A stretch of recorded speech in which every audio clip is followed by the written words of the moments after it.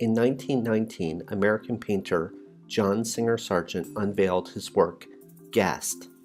This painting is now on display at the Imperial War Museum in London. Unlike other paintings depicting war, there is no glory here. There is no heroicism. This painting is a stark reminder of the pain and the punishment of war. Soldiers lined up, hands on shoulders. These soldiers are suffering from a mustard gas attack, forever blinded by the conditions during World War I. Hi everyone, this is Mr. Trio, and today we are looking at the second chapter in our topic, the First World War, 1914 to 1918. This chapter focuses on the question, why was there stalemate on the Western Front? We're going to be looking specifically at the events that take place between December 1914 and July 1916, with a focus specifically on this idea of stalemate. There are a number of focus points that will help us through this discussion, and they include living and fighting in the trenches, why conditions became bogged down, new developments in warfare, the battles of Verdun and Somme, and then finally, Field Marshal Haig. As a reminder, this video is not a substitute for reading the content in our textbook, but essentially is a way to focus the discussion to discuss big ideas, key concepts, and why these are important to the overall story. At the conclusion of the video, there will be a section on vocabulary that you should know, and also some sample questions that may appear in the examination. So let's get started.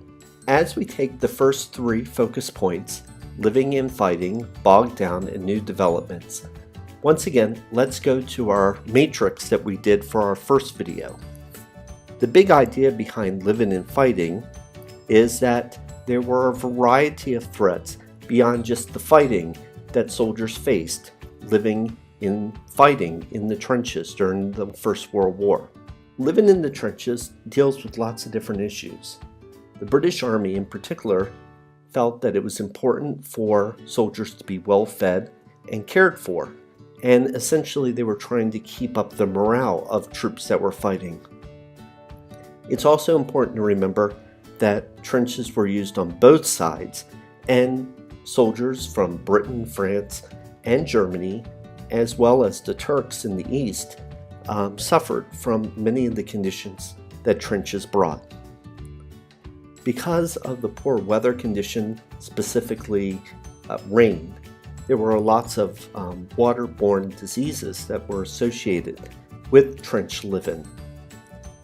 And of course, as we discussed at the beginning, trenches were a place that soldiers were vulnerable to chemical attacks from things such as mustard gas.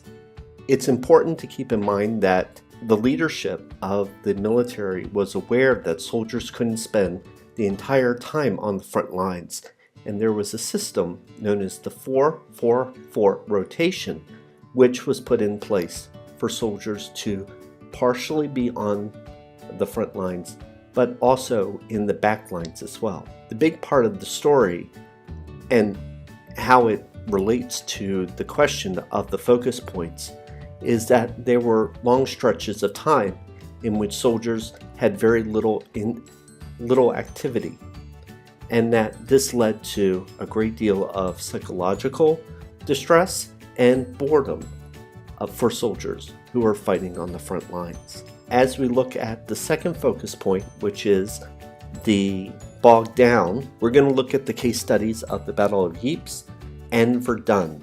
The Battle of Ypres is a good example as a case study to why the war never progressed at the early stages. The First Battle of Ypres involved close to 10 million soldiers, with the British, the Belgians, and the French fighting against the Germans. The Allies had established a 36-mile-long front in which they were heavily entrenched. And even though the Germans outnumbered them, when the assaults came, essentially they weren't able to punch a hole through the Allied lines. There were times in which the Allies would actually counterattack, but in the end, there was no advantage on either side.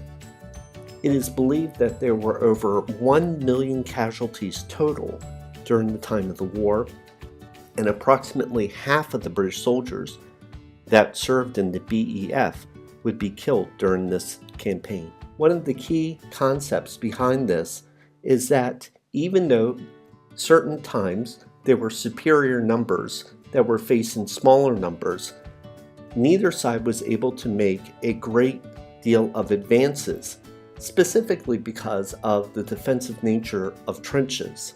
At the end of the day, both sides used trenches as a defensive mechanism, and as such, the important part of the story is that neither could ever gain an advantage over the side of the other, even though each side was taking heavy casualties. An important part of the new development of arms is that when we look at the First World War, in many ways, this is the first modern war. New weapons in the war included things such as airplanes, tanks, machine guns, and long-range artillery. This is the first war in which many of these types of weapons were used for the very first time. And it's also important to note that they were used on both sides. So essentially, each side had the advantage of using things such as a machine gun or long-range artillery.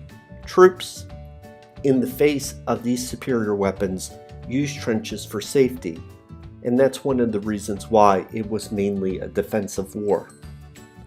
And how this fits into the larger important part of the story is that the weapons that were being developed at the time were inconsistent with the military tactics that they were being used with.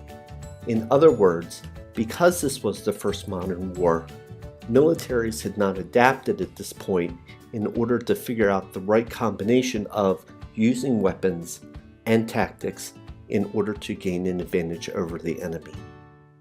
Let's take a look at the last two focus points, and once again, the matrix that we've set up. The Battle of Somme is one of the most important campaigns during the First World War.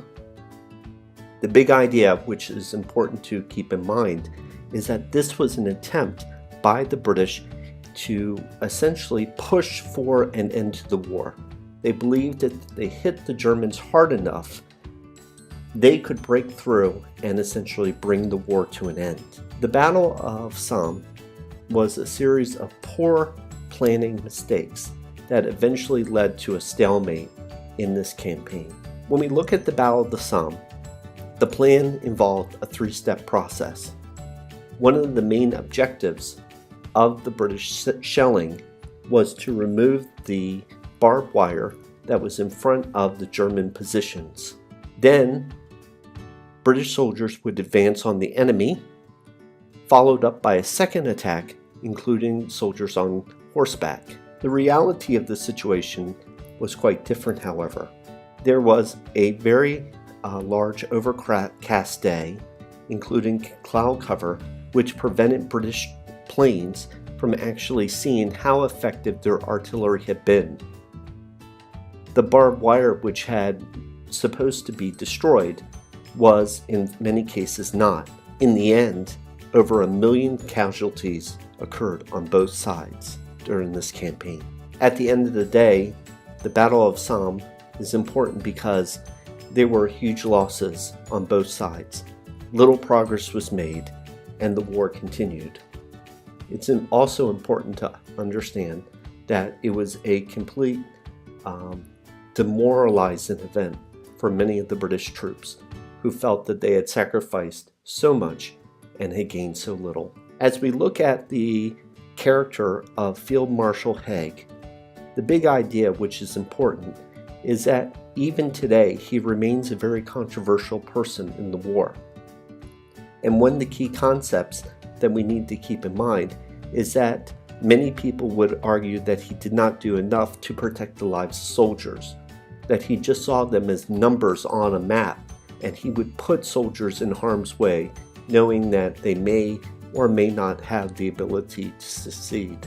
I think from a greater importance that we need to look at this time period as one in which there were change of perceptions of responsibility, and that the British people demanded that their leaders did the best for their soldiers, and that even superior outcomes did not justify how they were able to accomplish this.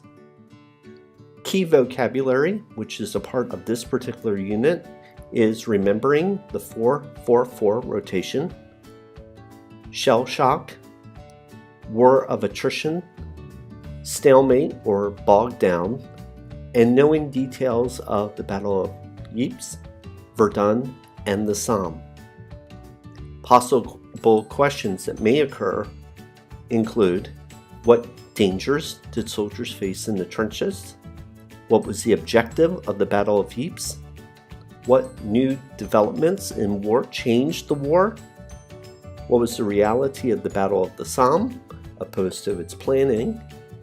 And what are the 2 points of view of Field Marshal Haig? Thanks for joining me for this presentation, and we'll talk more in class.